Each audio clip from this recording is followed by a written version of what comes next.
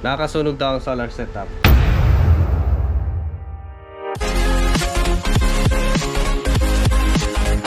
Morning mga lodi, mga adik, magandang araw sa inyong lahat. Grabeng init. Alas 3 na ng hapon pero grabe ang init pa rin. So ngayon sa video na to ay pag-usapan natin yung mga maling paniniwala sa pagsusolar. So marami kasing gusto mag-solar kaya lang nangangamba sila kasi nga sa mga hindi magandang epekto or hindi magandang claim sa pagsusolar. Unang-una ay madali daw or nakakasunog daw ang solar sa bahay.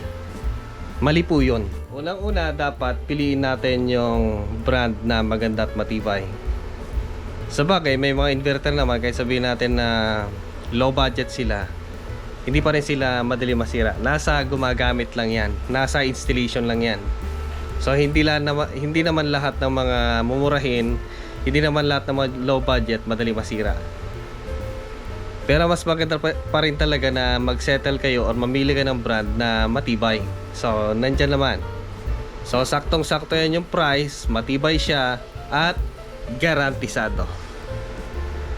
So ang gamit natin ay si DEYE 3.6 at si DEYE na 16 kWh na lithium iron phosphate. Marami na akong vlog about dyan kung ano yung mga pipili natin. Marami na ako dyan yung pang setup na gusto natin pang 40, 30, 70, 80, 100. Isa pa na isang kinakatakutan kasi nila ay sa sunog. Nakakasunog daw ang solar setup. Hindi naman guys, basta alam natin yung mga basic na maintenance. Unang-una ay dapat i-check natin yung mga breakers natin kung may maluwag ba yung kanyang connection. So dito, minsan kasi ay lumuluwag ito over time. Kaya ang check-up nito ay every 6 months or 1 year. So dapat chine-check yung mga dugtungan dito. So dapat yan ay tinitingnan natin kung luluwag pa or hindi. So medyo magulo yung ating circuit breaker box kasi nga parating yung mga ipapalit na. Papalit kasi ako lang ganito, masyado siyang malaki. And maglalagay ako ng mga additional accessories. Kumpletuhin ko yung mga breakers. Di ba kulang? So dati kasi meron siyang kasamang inverter dito, kaya nung nawala yon ay nagbawas ako ng breakers. So dapat chine-check natin dito. So kahit ganyan kagulo yan, chine-check ko po yan kung maluwag ba yung breakers or hindi. Ayan. So eto ay nakasync dito yung AC. Dito ang AC, secondary at priority natin yung solar setup. So pag may kuryente ilaw dito. Ngayon pag pinatay ko yung ano natin dito, yung DEYE matic pupunta sa grid. So walang grid. So dati ito ay naka-grid tayo. So ngayon ay hindi na. Kasi nga ayaw ni DEYE. Ayaw ni grid. So dito, isa pa dito. Ito kasi ay na-check ko na sila. Dito na-check ko na. Naigpitan ko yung dapat higpitan. Supposed to be naka ano pa nga yan naka-torque pa sana yung tamang torque sa pasana. So dito na i-check ko na dito kung lumawag or hindi. Mga tornilyo dito. So dapat yan ay chine-check para maiwasan na uminit kapag mabigat yung load or kung lowbat yung battery tapos malakas ang araw, malakas mag-charge, iinit siya. So kapag maluwag yan, iinit yung mga tornilyo. Isa pa na isang tinitingnan natin yung madugtungan ng mga MC4 solar panel. Ngayon kasi ay puno na yung battery natin. Eto, puno na siya, 100% na siya. Ang pinakamagandang time para ma-check nyo siya kung may maluwag kapag on charging. Ayan, yung malakas yung kanyang current dito. So kapag charging yung battery, sabihin na natin 50%. So malakas yung kanyang charging, malakas yung araw. So dito nyo makikita, kahit haplos lang. Kung wala kayong thermal camera, kahit haplos lang, haplosin yung ganyan yung kanyang MC4. So ito, meron akong sample dito mga lodi. Yan o, may dugto ako dito. Ayan. So ito ay tinitingnan ko siya kapag during charging kung mainit siya. Panatag naman ako dito na naglagay ng ganitong tugtungan kasi nga ay 50 ampere yung ginamit ko dito, yung solid. And gumagawa lang ako ng mga dugtungan ganito kapag nasa lilim. Hindi ako naglalagay sa may exposed sa ulan. Ayan. MC4 po yan. Eh wala akong pandugtong na iba. So ganito yung ginamit ko. Yung solid yan pang 50 ampere. Nakakatakot kasi gamitin yung yung pang 25 ampere. Malamang naman siguro alam niyo yung mainit at hindi. So haplusin niyo lang ng ganyan, hindi niyo na kailangang bunutin yan.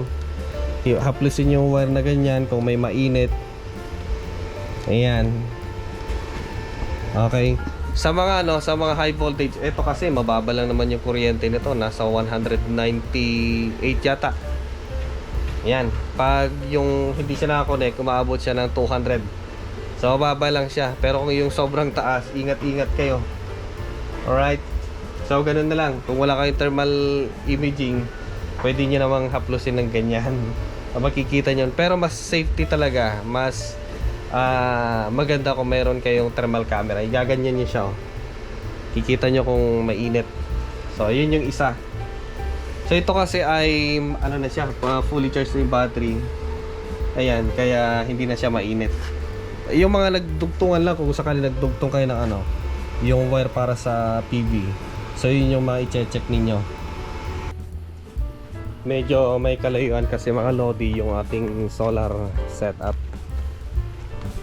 Dahil lapit lang dito lang So estimated niyan ay nasa malayo kasi dito yung nandun Yan. Nasa 10 meter mahigit. Pero yung banda rito na wire malapit lang yan. And hindi ko kasi shortcut na ganun yung linya, kundi maraming anggulo. And may mga nagsasabi kasi na kaya ayaw nila mag solar, ma-maintenance daw ang pagsusolar. Hindi mga lodi, nagkakamali po kayo kasi ang pagsusolar less maintenance po yan. Kapag na-install mo na siya, wala ka nang alalahanin. Hindi ka guys sa generator na basta nagpaandar ka, silipin mo yung tubig, silipin mo yung langis. Pag walang langis, karga. Pag walang tubig, karga. At pinakamalaga, pag walang gas, karga, bili. So pag kinargahan mo, kahit full tank yan, pag naubos yung laman, bili ka ulit. Samantalang dito sa pagsusolar, hanggat may araw, may pag-asa. Basta't may araw, may kuryente ka. So parang ganyan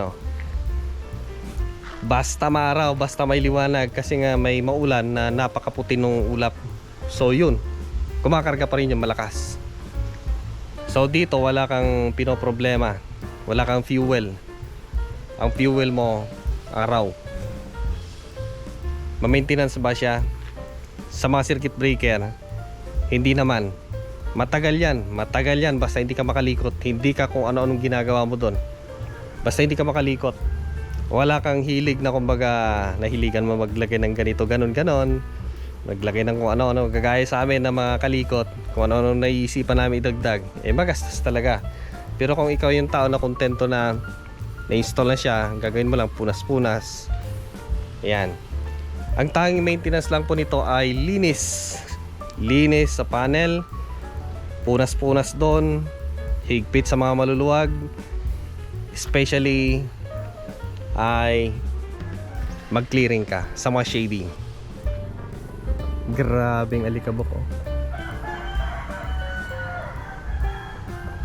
Pero kahit ganyan ka alikabok yan, yung 100% from down to 30% to 100%, kaya niyang kargahan in just half day. 4 kilowatts kaya niyang kargahan. Kasi matipid naman kami sa load.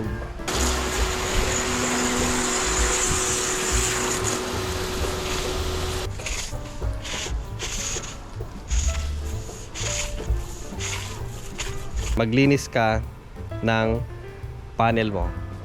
Pero kung maganda yung kanyang elevation or angle, maganda yan. Kahit na kahit malaglagan ng dahon, pag natayo yung dahon, kusang lilipad. Kapag buhangin naman, wala, madalang yung buhangin. Yung abo na kumbaga may kapitbahay ka magsusunog, dililipad yung abo, pupunta dyan. Pag umulan, kusa siyang maanod. Ang tanging lilinisin mo na lang dyan ay yung ano, yung mga tawag dito, yung mga nanikit, nanigas na mga dumi. Ipot ng ano, ipot ng manok, ipot ng ibon, ipot ng dinosaur. Yan ang kuryente ng mga tamad. Kasi nga wala kang iniisip dyan. Paano kung pagbabagyo? So madali lang naman, ibaba mo lang naman yung solar panel mo. So lahat naman yan, mga dugtungan yan ay MC4, bunot-bunot. At isa pa ay kagaya nung sinabi ko kanina, kapag mag-check up ka ng ganyan, mas maganda na medyo sabay nakikita mo na in physical pag may nasusunog, kita mo talaga na tunaw siya.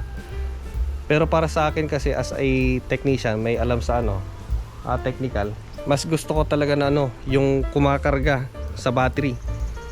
Ayan, yung kumakarga siya na malakas tapos maaraw. By ano, hawakan ko nila, haplusin ko gano'n, hawakan ko pag mainit, big sabihin meron na siyang indication na naglo-loss. Ang gagawin mo lang doon, putulin mo lang yung, tanggalin mo yon, palitan mo yung MC4. Yun na kasi ang ano, ang protocol. Yun yung mga consumable niya kung sakaling may nasisira. So dapat yon, akyatin mo yon, tingnan mo yung ano niya, mga wirings kung umiinit. So pag umiinit yung MC4, possible lang kasi pag ano, MC4 lang, yun lang naman. Kaya nga maganda kung yung solar panel nyo, solar setup sa bubong, medyo may gap sa bubong. Tapos pwede mong, yung madali mong ma-access yung wire nya. Yung gaya ng ganito, nasa gitna nasa gitna yung kanyang wire. So kapag nasa bubong yan at dikit sa yero, hindi mo maabot sa gilid. So mas maganda talaga nakataas. So yung mga MC4 dito, chinecheck ko yan. Yan, well maintained po yan. Napakaganda talaga kapag ang mga solar owner ay very hands on, very responsible. Protocol po yan para hindi natin or maiwasan natin ang sira or sunog. Alright, mas maganda pa rin talaga na nakaseparate yung solar panel natin, yung setup separate sa bahay natin. Okay, siguro kapag ang bubong natin sa bahay ay slab, ganda yon. Pero sakaling yero kasi, hindi natin maiwasan, akyat tayo, akyat baba. Sa Ilocano, naluluglog yung yero mo. O sa Tagalog, nalalamog yung yero. So nagkakaroon ng tulo. So mas maganda ganito na lang, diba? May ano, may shed ka na, lagay ng mga gamit mo, paradahan mo, inuman, solar panel mo na pati, diba? So yan, para sa mga nagbabalak mag-solar na kayo.